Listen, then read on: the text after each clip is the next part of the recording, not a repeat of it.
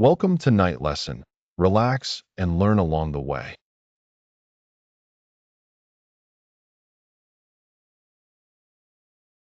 Night Lesson, a journey through our solar system.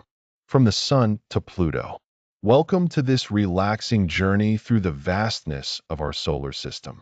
Make yourself comfortable.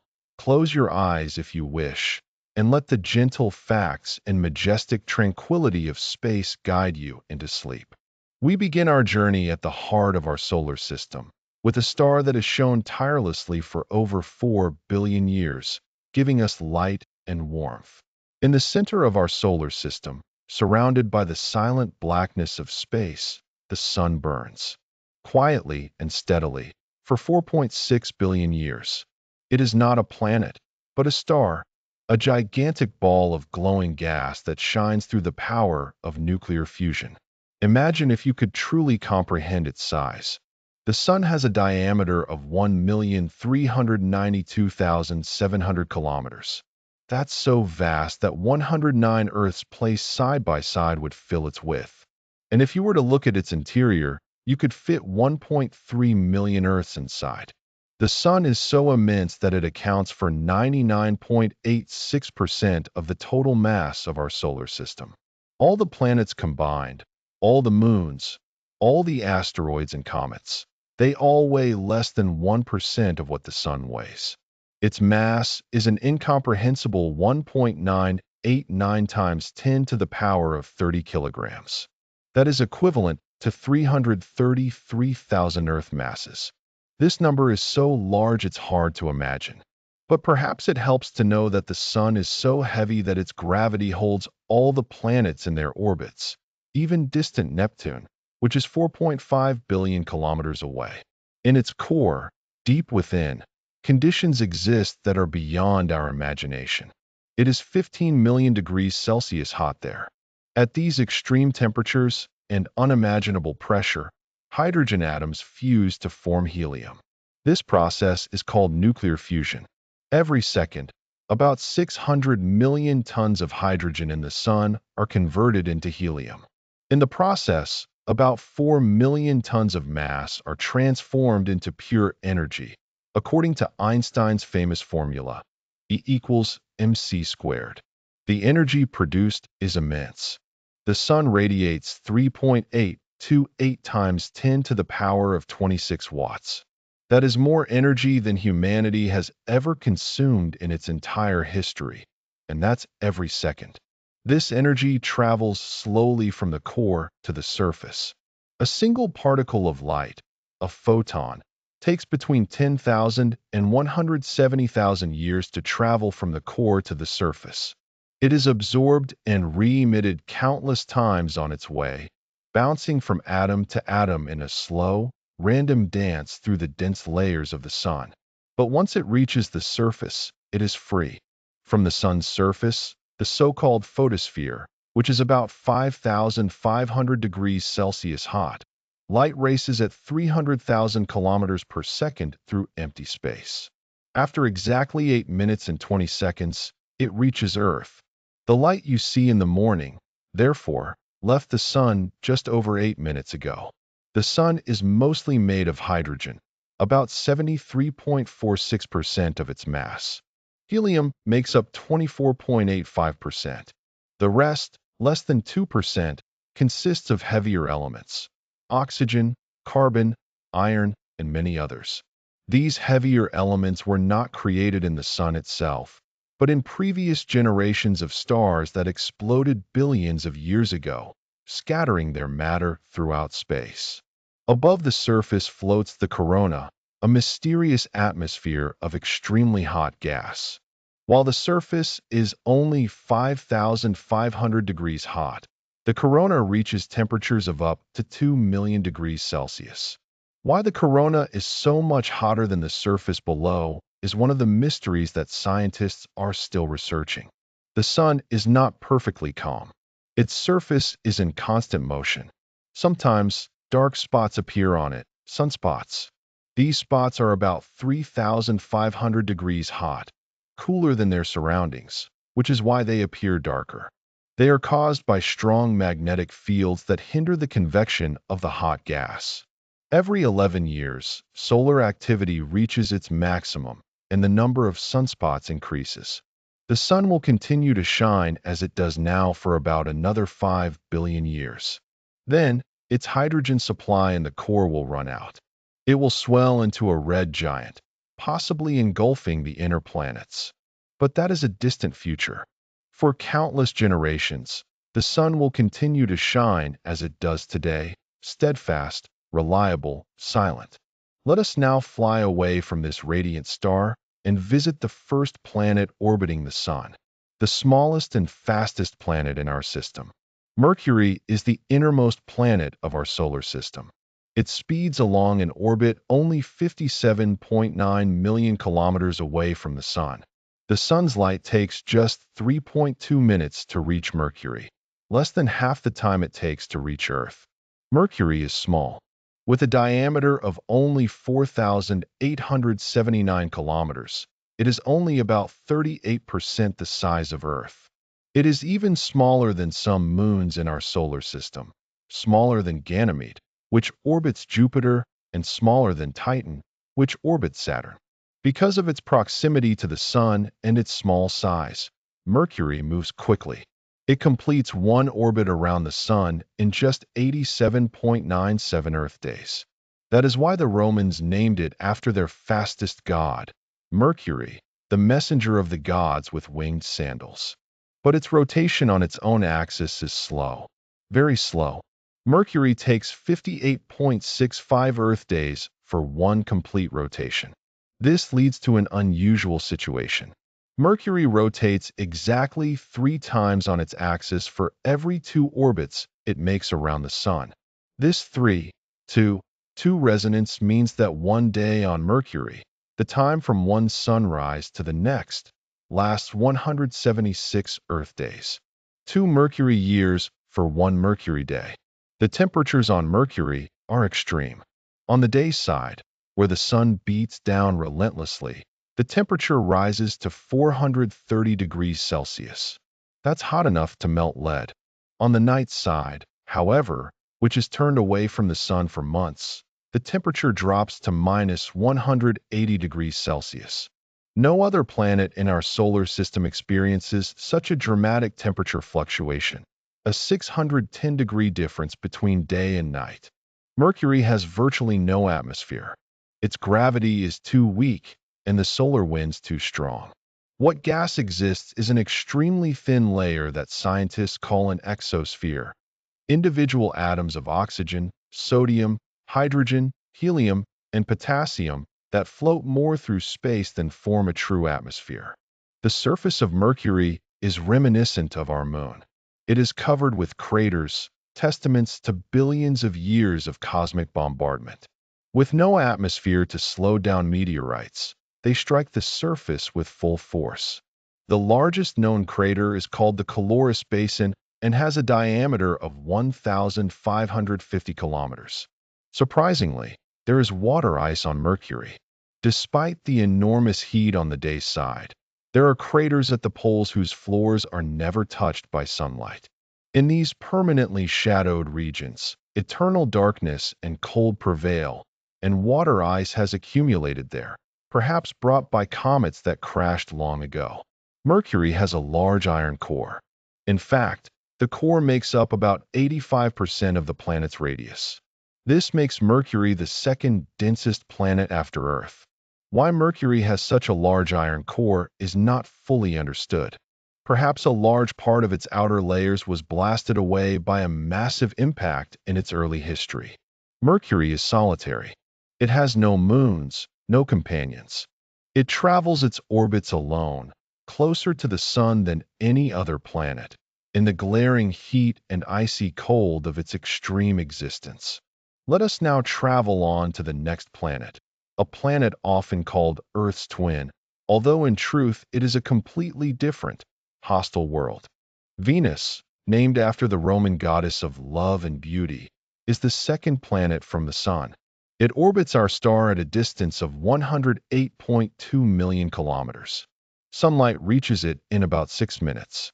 In terms of size, Venus is almost a twin of Earth. Its diameter is 12,104 kilometers, 95% of Earth's diameter. Its mass is also similar. That's why Venus and Earth are sometimes called sister planets. But the similarity ends with size.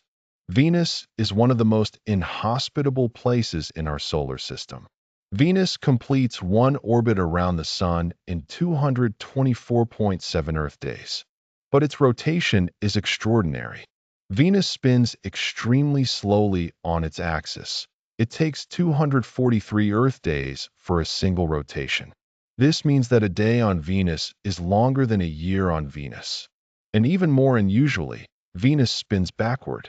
While almost all planets rotate counterclockwise, when viewed from above, Venus rotates clockwise. This is called retrograde rotation.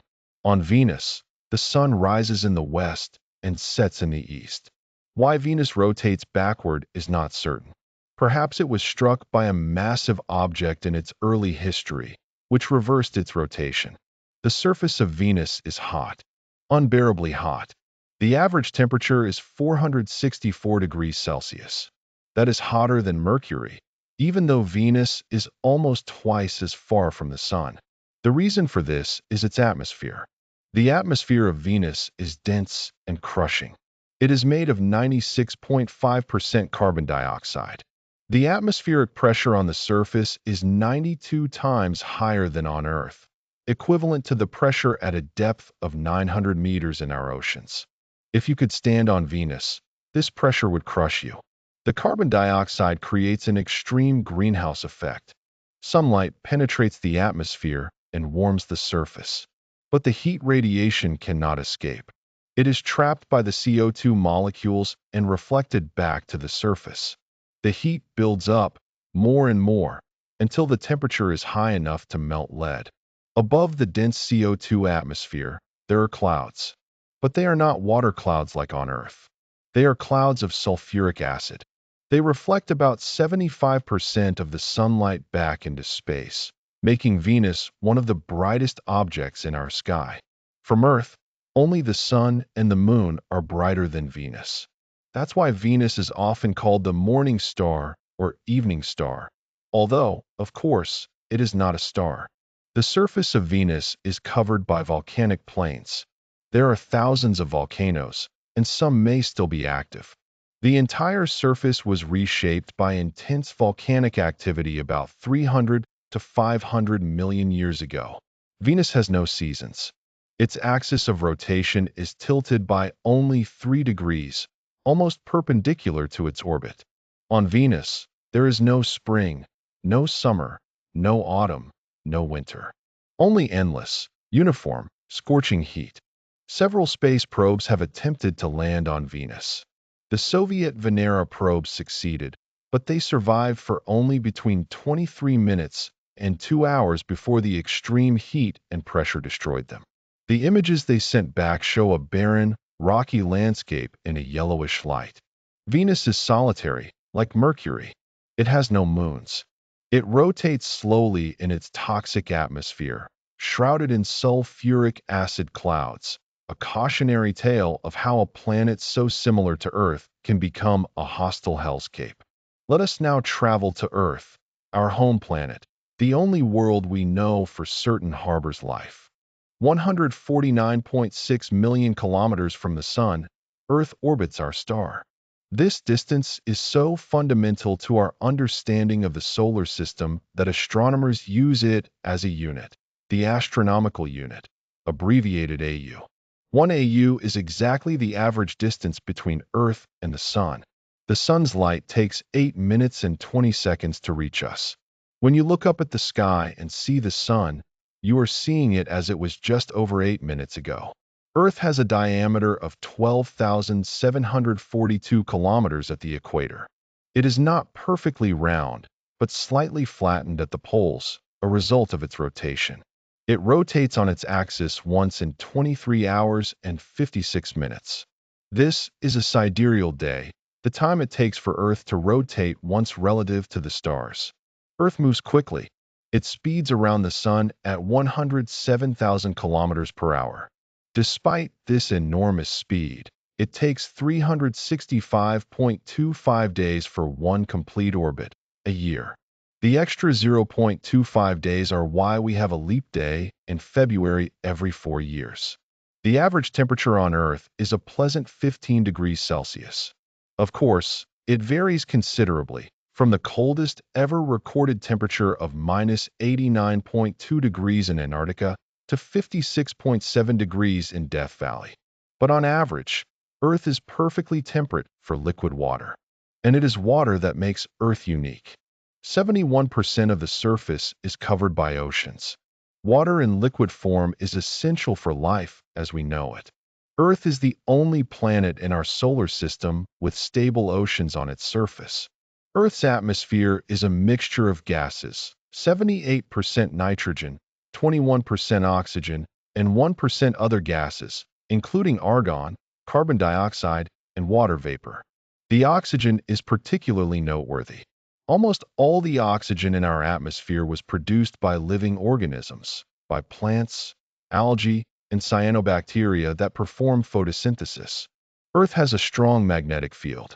It is generated by the movement of liquid iron in the outer core. This magnetic field is like an invisible shield. It deflects the solar wind, a stream of charged particles emanating from the sun. Without this magnetic field, the solar wind would slowly strip away our atmosphere, as happened on Mars. In the upper atmosphere, at an altitude of about 15 to 30 kilometers, lies the ozone layer. Ozone is a form of oxygen in which 3 oxygen atoms are bonded together. This layer absorbs most of the sun's harmful ultraviolet radiation, protecting life on the surface. Earth is geologically active. Its outer layer, the lithosphere, is broken into large plates that float on the underlying, viscous mantle. These plates move. Only a few centimeters per year, but over millions of years, this adds up to tremendous changes. Continents drift, mountains fold, oceans open and close. This plate tectonics recycles materials and regulates the climate over geological time. Earth has one moon. The moon has a diameter of 3,474 kilometers, about a quarter of Earth's diameter. It orbits Earth at an average distance of 384,400 kilometers. The moon likely formed when a Mars-sized object collided with the young Earth about 4.5 billion years ago. The debris from this collision gathered in orbit and formed the moon. The moon stabilizes Earth's axis. Without it, the Earth would wobble, and the seasons would fluctuate chaotically. The moon also creates the tides. Twice a day, the sea level rises and falls because the moon's gravity pulls on the water. Earth is full of life. From the deepest ocean depths to the highest mountains, from the hottest deserts to the coldest polar regions, life is found everywhere. Millions of species, perhaps more than 10 million, share this planet. And as far as we know, Earth is the only place in the entire universe where life exists. Of course, we could be wrong. Perhaps life exists elsewhere. Let us travel to the next planet, to a world that was once warmer and wetter, and where microbial life may have existed, or perhaps still does. 227.9 million kilometers from the Sun, 1.52 astronomical units. Mars orbits our star. Sunlight takes 12.7 minutes to reach it. Mars is significantly smaller than Earth. Its diameter is 6,779 kilometers, about 53% of Earth's diameter. Its year lasts 687 Earth days, almost 2 Earth years. But its day is surprisingly Earth-like. Mars rotates on its axis once in 24 hours and 37 minutes. A Martian day, called a sol, is only 37 minutes longer than an Earth day. Mars is cold. The average temperature is minus 63 degrees Celsius. In the summer at the equator, it can rise to a pleasant 20 degrees, but in the winter at the poles, it drops to minus 125 degrees. The atmosphere of Mars is thin, very thin. The pressure on the surface is only 0.6% of Earth's pressure. The atmosphere is composed of 95% carbon dioxide, 3% nitrogen, and 1.6% argon. There are traces of water vapor and oxygen, but not enough to breathe. Mars is famous for its red color. This color comes from iron oxide, rust. The soil of Mars is rich in iron, and over billions of years, it has oxidized, giving it its characteristic rusty red hue. Seen from Earth, Mars glows reddish in the night sky. The Romans named it after their god of war. The surface of Mars is diverse and fascinating. There are enormous volcanoes. The largest, Olympus Mons, is 22 kilometers high, almost 3 times as high as Mount Everest. It is the tallest mountain in our entire solar system. Its diameter is about 600 kilometers. Standing on its gently sloping side would hardly feel like being on a mountain, so flat is the incline. There are deep canyons. Valles Marineris is a canyon system that is 4,000 kilometers long, up to 200 kilometers wide, and up to 7 kilometers deep. It would stretch across the entire United States from coast to coast. At the poles of Mars, there are ice caps. They grow in the winter and shrink in the summer. They consist of 2 layers, a seasonal layer of frozen carbon dioxide that freezes out of the atmosphere in winter, and a permanent layer of water ice beneath. Mars has 2 small moons, Phobos and Deimos, named after the sons of the god of war, fear, and terror. Phobos is the larger of the two, with a diameter of about 22 kilometers. It orbits Mars in just 7 hours and 39 minutes, so fast that it rises in the west and sets in the east in the Martian sky, 3 times per Martian day. Deimos is only 12 kilometers in size and takes 30 hours for one orbit.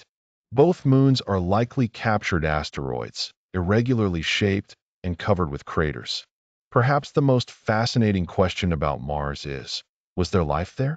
We know that Mars was once different. The surface shows traces of dried-up riverbeds, valleys carved by flowing water, and deposits that suggest lakes or even oceans. Billions of years ago, when Mars was young, it was warmer. It had a denser atmosphere. Water flowed on its surface. What happened? Mars lost its magnetic field. Without this protection, the solar wind slowly blew away the atmosphere. The pressure dropped. The water could no longer remain liquid. It froze or evaporated. The surface became cold and dry. But there is still water on Mars. Large amounts of it, frozen in the ground, in the polar ice caps, perhaps in underground lakes. And where there is water, there could be life, or could have been. Several rovers have explored Mars. They have found evidence of minerals that can only form in the presence of water. They have detected organic molecules. They have discovered methane in the atmosphere, which appears sporadically. Methane can be produced by geological processes, but it can also be produced by microbes. We don't know yet. Maybe Mars was once inhabited. Maybe life still exists, deep beneath the surface, where it is moist and warmer.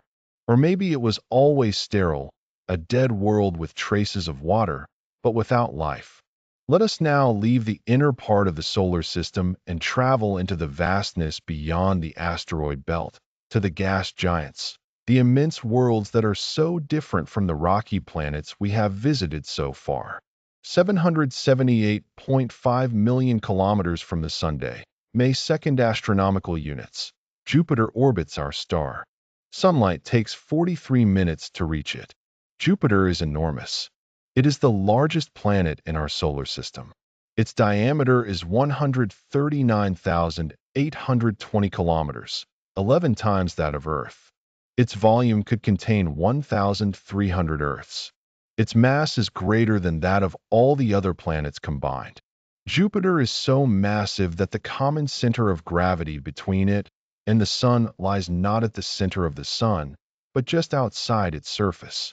Despite its size, Jupiter rotates quickly, very quickly. A Jupiter day lasts only 9 hours and 55 minutes. This is the fastest rotation of all the planets. This rapid spin causes Jupiter to bulge at the equator. It is not a perfect sphere, but a flattened spheroid. A Jupiter year is long. Jupiter takes 11.86 years to orbit the Sun once. Jupiter has no solid surface. It is a gas giant.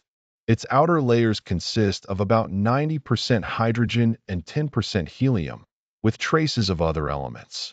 If you were to fall into Jupiter, you would simply keep falling through increasingly dense layers of gas until the gas becomes so dense that it behaves like a liquid. Deeper inside, under enormous pressure, the hydrogen behaves like a metal. At the very center, there might be a solid core of rock and ice, about 15 times as heavy as Earth, but even that is not certain. The visible surface of Jupiter is a turbulent, ever-changing cloud deck. The clouds are arranged in bands, light and dark, parallel to the equator. The light bands, called zones, are regions of rising gas. The dark bands, called belts, are regions of descending gas.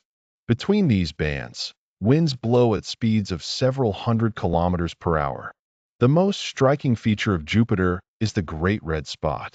It is a gigantic vortex, an anticyclone, that has existed for at least 350 years. It was first observed in 1665. The spot is 16,000 kilometers wide, larger than Earth. The winds within it reach 400 to 450 kilometers per hour. Why it is red is not fully understood. The winds likely bring chemical compounds from deeper layers to the top, which are then colored by sunlight. Interestingly, the Great Red Spot is shrinking.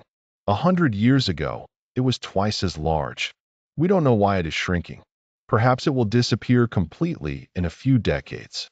Jupiter has the strongest magnetic field of all the planets, about 20,000 times stronger than Earth's.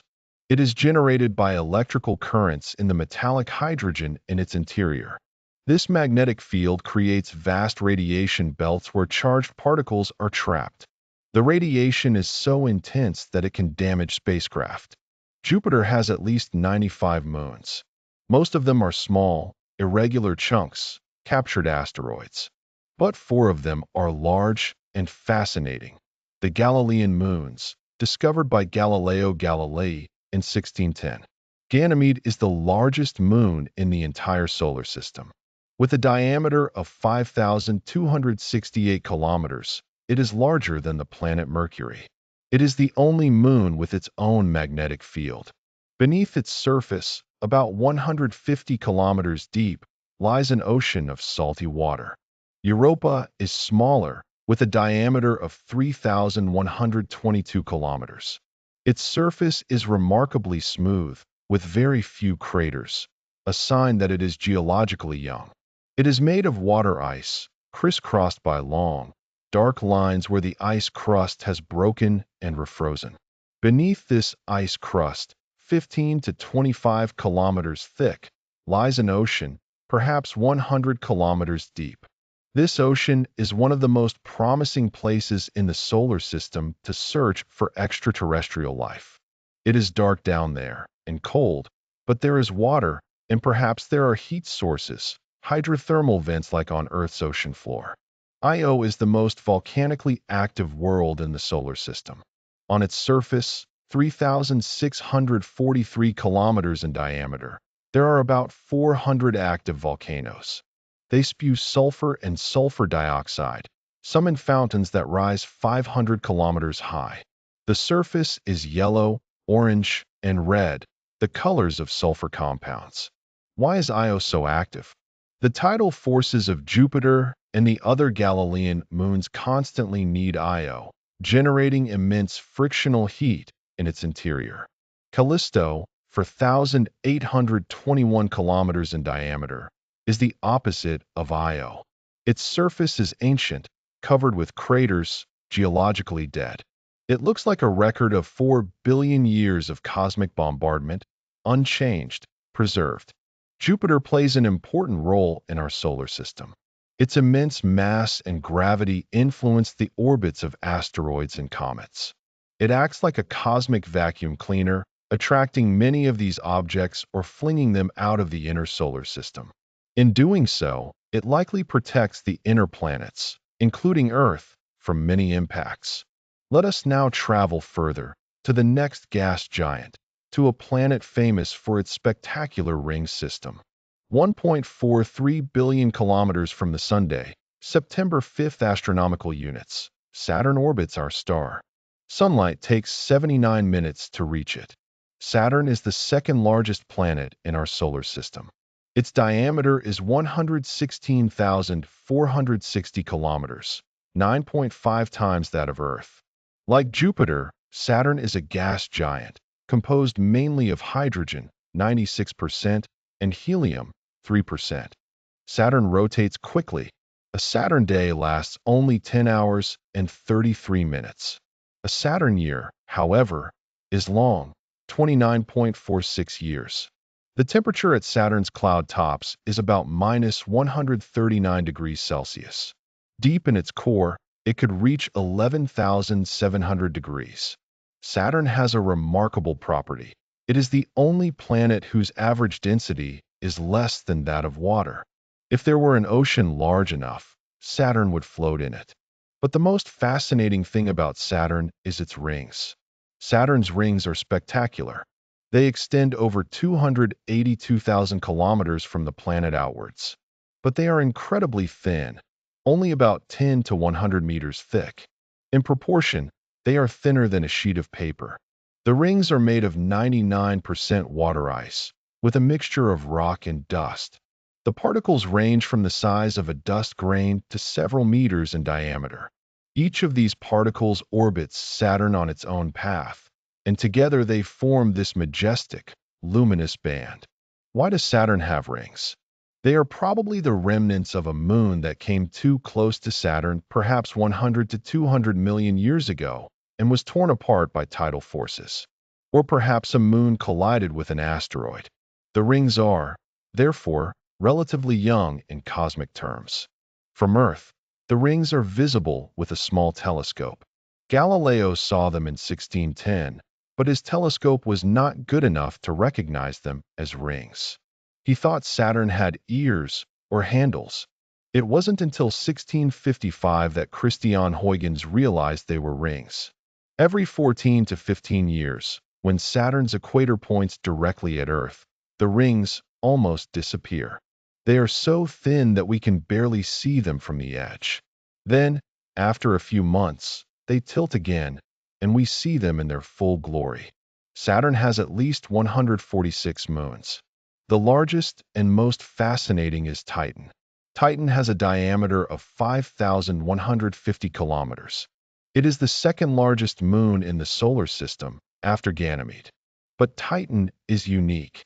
It is the only moon with a dense atmosphere. Titan's atmosphere is made of 98.4% nitrogen, with about 1.6% methane and traces of other gases. The pressure on Titan's surface is 1.5 times higher than on Earth. If you could stand on Titan, you would feel as if you were about 5 meters underwater. The temperature on Titan is an icy minus 179 degrees Celsius. At these temperatures, water is as hard as rock, but methane can be liquid. And indeed, there are lakes and rivers on Titan, made of methane. In the north, there are large lakes, the largest of which has an area about the size of the Caspian Sea on Earth. It rains methane. It evaporates and forms clouds, which then rain down again. A cycle like the water cycle on Earth, but with methane at minus 179 degrees. The atmosphere is thick and hazy. You can barely see the surface from above. But radar instruments have revealed dunes, mountains, canyons, and coastlines. A bizarrely familiar, yet completely alien world. Could there be life on Titan? At these temperatures, not life as we know it, but perhaps another form of life, based on liquid methane instead of water? It is speculative, but Titan is one of the most interesting places for astrobiologists. Saturn has another peculiarity, a hexagonal vortex at its north pole. It is a storm system where the clouds form a perfect hexagon, each side about 13,800 kilometers long. Why it has this shape is not fully understood by scientists. Let us now travel even further out, to the ice giants, the outer worlds so far from the sun that they lie in perpetual twilight and cold. 2.87 billion kilometers from the Sunday, February 19th astronomical units. Uranus orbits our star. Sunlight takes 2 hours and 42 minutes to reach it. Uranus is the third largest planet in our solar system. Its diameter is 50,724 kilometers, 4 times that of Earth. A Uranus year lasts 84 years. A Uranus day is 17 hours and 14 minutes long. Uranus is an ice giant. Like Jupiter and Saturn, it is mainly composed of hydrogen, 83%, and helium, 15%, but in its interior, under high pressure, there is a thick mantle of ices, actually a hot, dense fluid of water, ammonia, and methane. At the very core, there is likely rock and ice. The temperature in the clouds of Uranus is about minus 224 degrees Celsius. Uranus is the coldest planet in the solar system, even colder than Neptune, although it is closer to the Sun. Uranus has a blue-green color. This color comes from methane in its atmosphere. Methane absorbs red light and reflects blue and green light. The most striking thing about Uranus is its tilt. Most planets rotate more or less upright. Their axes of rotation are only slightly tilted. But Uranus is practically lying on its side. Its axis is tilted by 97.77 degrees. This means that its poles alternately point towards the Sun for 42 years and then face away into darkness for 42 years. Imagine, when it is summer at the North Pole of Uranus, the North Pole points directly at the Sun. The entire Northern Hemisphere experiences 42 years of continuous daylight. Meanwhile, the Southern Hemisphere lies in 42 years of darkness. Then, after half a Uranus year, it is reversed. The South Pole points to the Sun, and the North lies in darkness. Why is Uranus so tilted? It was likely struck by a massive object in its early history, perhaps a planet-sized body. This impact knocked it onto its side. Because of this tilt, Uranus effectively rolls along its orbit around the Sun. Uranus has a ring system, but it is much less spectacular than Saturn's. There are 13 rings that are very narrow and dark. They reflect only about 2% of the light that falls on them. They are probably composed of organic compounds that have been darkened by radiation. Uranus has 27 known moons, named after characters from the works of William Shakespeare and Alexander Pope. The 5 largest are Titania, 1,578 kilometers, Oberon, 1,523 kilometers, Umbriel, 1,169 kilometers, Ariel, 1,158 kilometers, and Miranda, 472 kilometers. Miranda is particularly interesting. Its surface is bizarre, a patchwork of different terrains, with huge faults and canyons up to 20 kilometers deep. It looks as if Miranda was shattered and then reassembled. Uranus was discovered in 1781 by William Herschel. It was the first planet to be discovered with a telescope. All the inner planets had been known since antiquity. Only one spacecraft has visited Uranus, Voyager 2, in January 1986. It flew by and sent back images and data. Since then, we have observed Uranus mainly with telescopes, from a great distance, a silent, blue-green ball rolling in the distance. Let us now travel to the last true planet of our solar system, to a world so distant that the Sun looks like just a bright star. For 0.5 billion kilometers from the Sunday, January 30th astronomical units, Neptune orbits our star. Sunlight takes 4 hours and 12 minutes to reach it. From Neptune, the Sun is just a very bright point, about 600 times fainter than from Earth. Neptune is slightly smaller than Uranus. Its diameter is 49,244 kilometers, 3.9 times that of Earth. A Neptune day lasts 16 hours and 6 minutes.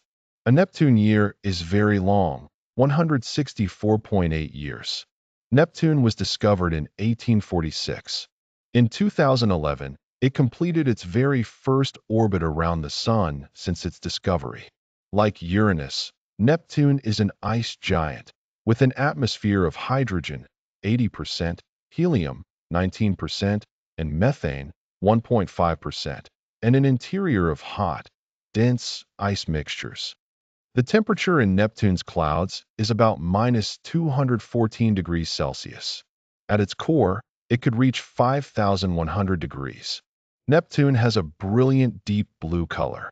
It is more intense than that of Uranus, although both planets have methane in their atmospheres.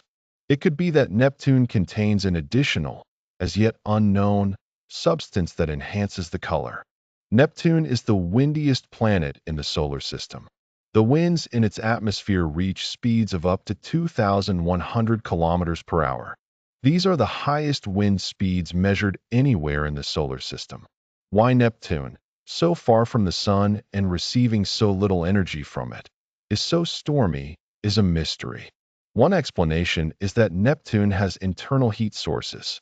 In fact, it radiates about 2.6 times more energy than it receives from the Sun.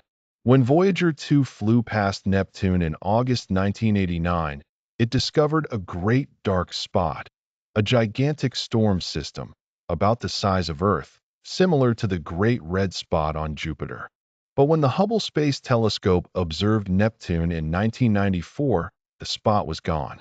Since then, other dark spots have appeared and disappeared. Neptune's atmosphere is dynamic, constantly changing. Neptune has 14 known moons. The largest and most interesting is Triton. Triton has a diameter of 2,707 kilometers.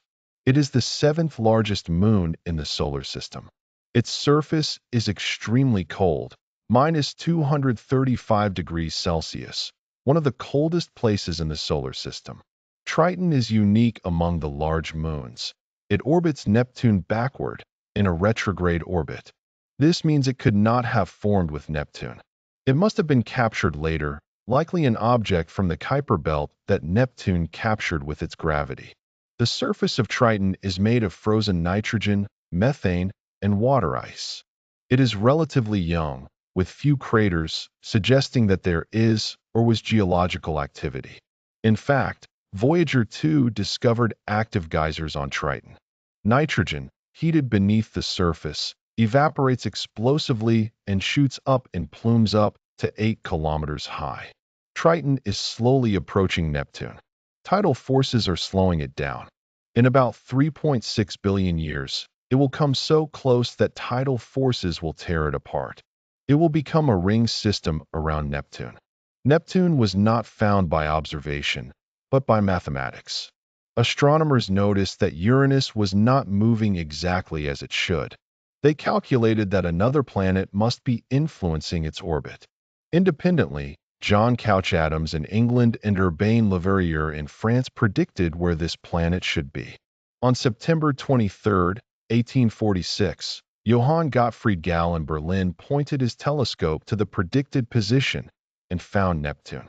Only one spacecraft has visited Neptune, Voyager 2, which flew by in August 1989 after a 12-year journey through the outer solar system. And now, let us travel even further out, beyond Neptune, to a small, cold body that was once considered the ninth planet, but was demoted to a dwarf planet in 2006, sparking a lively debate. 5.9 billion kilometers from the Sun on average, but the distance varies greatly because Pluto's orbit is very elliptical. Sunlight takes about 5.5 hours to reach it. Pluto is small.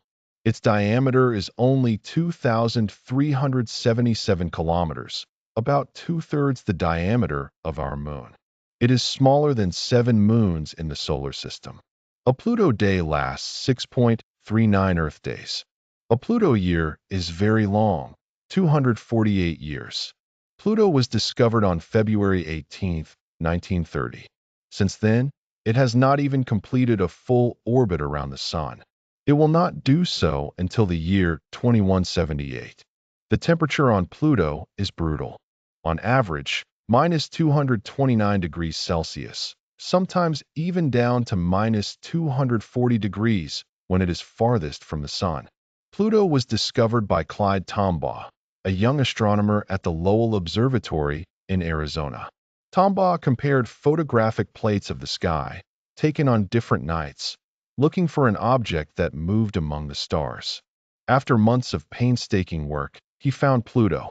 The name Pluto was suggested by an 11-year-old schoolgirl, Venetia Burney from England. Pluto is the Roman god of the underworld, fitting for a distant, dark, cold place. For 76 years, Pluto was considered the ninth planet. But that changed in 2006. Astronomers had begun to discover many similar objects beyond Neptune in the so-called Kuiper Belt. Some were almost as large as Pluto. One, Eris, was even more massive. The International Astronomical Union faced a decision. Either we call all these objects planets, and there would be dozens, perhaps hundreds of planets, or we redefine what a planet is. They opted for a new definition. A planet must meet three criteria. 1. It must orbit the Sun. 2. It must have enough mass to assume a round shape through its own gravity. 3. It must have cleared its orbit, meaning it must be gravitationally dominant and have captured or ejected other objects in its vicinity. Pluto meets the first two criteria, but not the third. Its orbit is populated by many other objects in the Kuiper Belt, so Pluto was reclassified as a dwarf planet. This decision was, and is controversial. Many people, including some scientists, still consider Pluto a planet. The debate continues. Pluto has 5 known moons. The largest is named Charon, with a diameter of 1,212 kilometers, over half the size of Pluto. Pluto and Charon almost form a double planet system. Both orbit a common center of gravity that lies in the space between them. They are gravitationally locked in a synchronous rotation. Pluto always shows the same side to Charon, and Charon always shows the same side to Pluto. If you were standing on the far side of Pluto, you would never see Charon. For decades, we knew almost nothing about Pluto. It was too far away, too small, too dim. Even with the best telescopes, it was just a blurry dot. That changed in 2015. On January 19, 2006, the New Horizons spacecraft launched from Earth. It was the fastest spacecraft ever launched.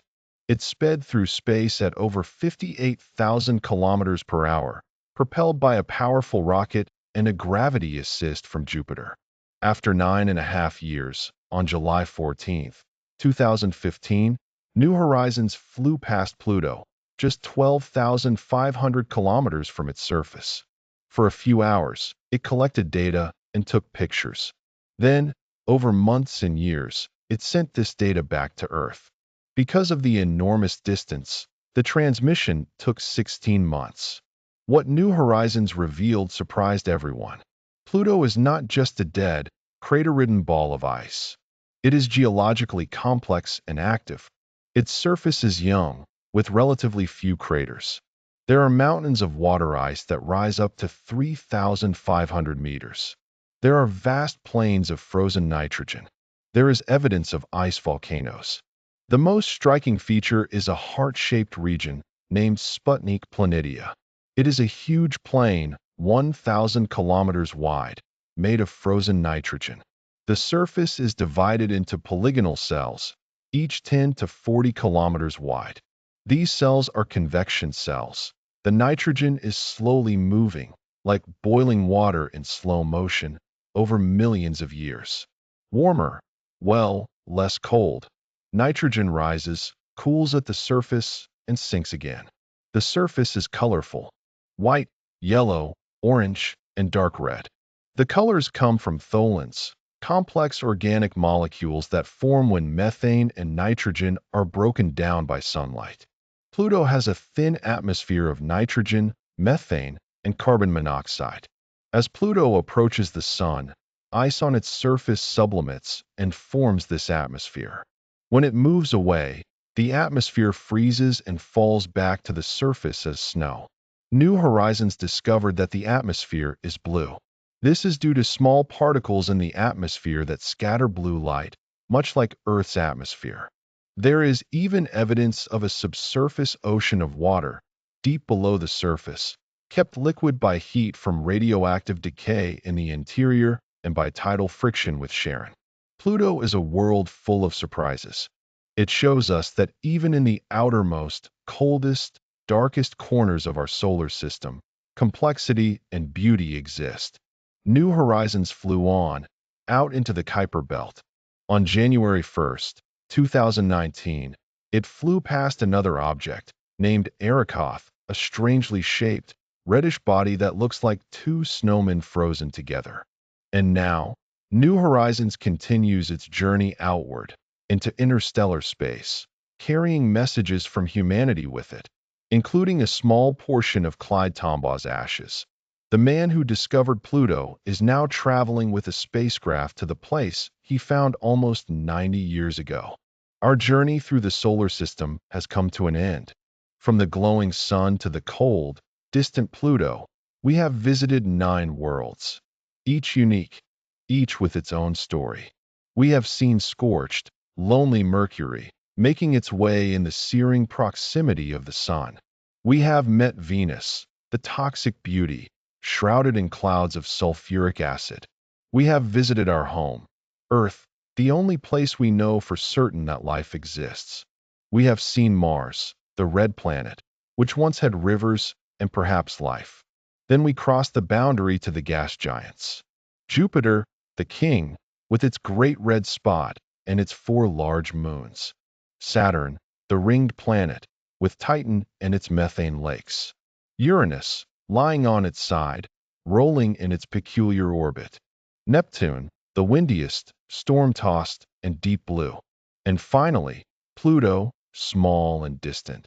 The dwarf planet that shows us that size isn't everything, that even the smallest can hold complexity and wonder.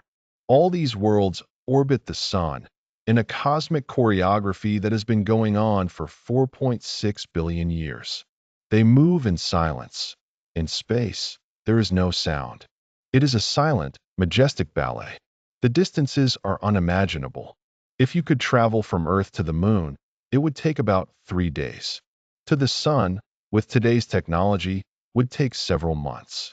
To Mars, depending on its position, 6 to 9 months. To Jupiter, years. To Pluto, as New Horizons has shown, almost a decade. And yet, our solar system is tiny compared to the vastness of the universe. The nearest star, Proxima Centauri, is 4.24 light-years away.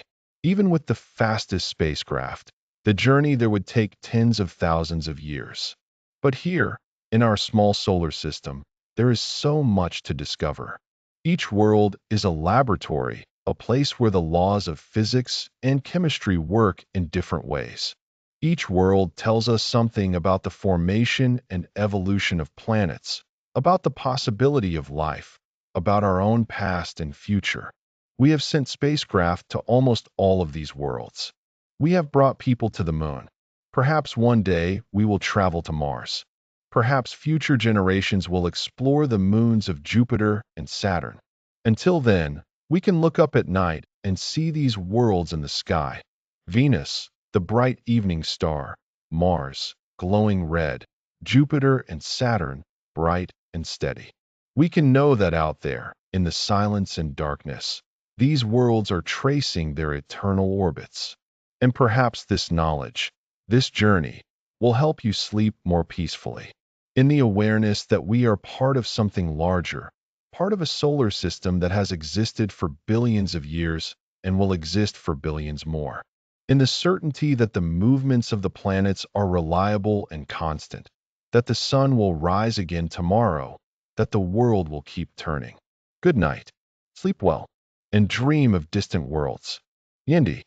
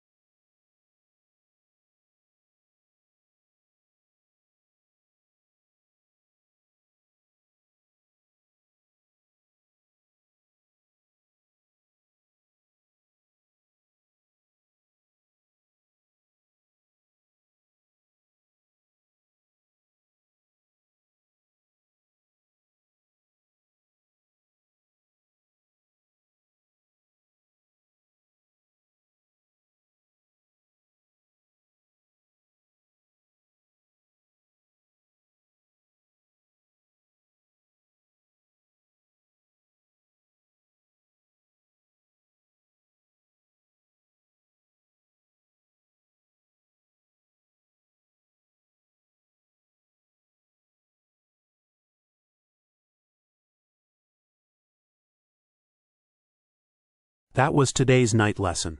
Thank you for listening. If you'd like to see more videos like this, please leave a like and subscribe to the channel. Good night and sleep well.